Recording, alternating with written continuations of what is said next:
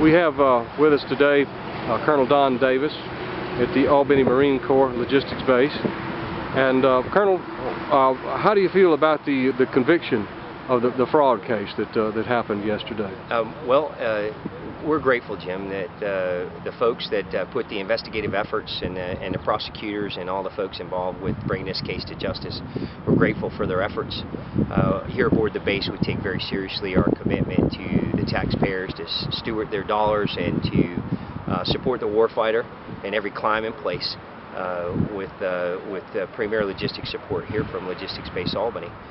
Anytime fraud, waste, and abuse occurs, we want to identify it and address it immediately. And fortunately, in this case, some folks were caught doing some things they shouldn't have been doing aboard the base, and they've been brought to justice. So we're grateful to the entire team that put those efforts together and have done those things that they needed to do. Mm-hmm. How did they manage, Colonel, to get away with it as far as I know you have precautions here? Well, I think any organization, we do as good a job as we can do to vet personnel and folks that come in to do business with us. We do business with thousands of folks and businesses around the globe and in the community, and when we vet them and they trust them, they come inside and they're working with us.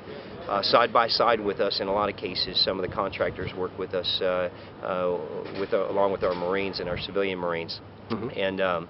And they get inside the system if they know the system. We've got a lot of controls in place to prevent this type of activity. But as with any big organization, if someone gets on the inside and they learn the ins and outs, then they can exploit things for their own benefit. And so again, that's why it's important for us to watch out for one another and in the community, to report things that just seem to be unusual. And things like fraud, waste, and abuse, we want to know about those immediately so we can address them and root them out.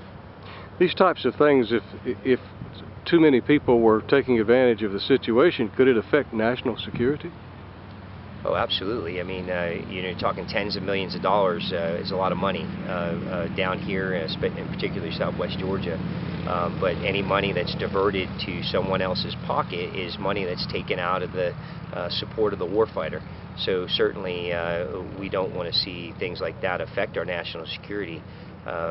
But they do, especially cumulatively. If folks do it everywhere, that can erode it very quickly. Mm-hmm. You think they'll be appealing this? I don't know. I would suspect that it's their right to appeal, so it'll be interesting to see what happens.